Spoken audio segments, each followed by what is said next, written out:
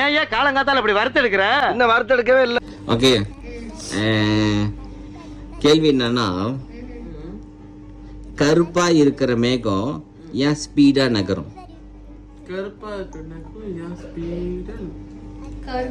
கருப்பா இருக்கிற மேகம் ஏன் ஸ்பீடா நகரும்? காத்துக்கு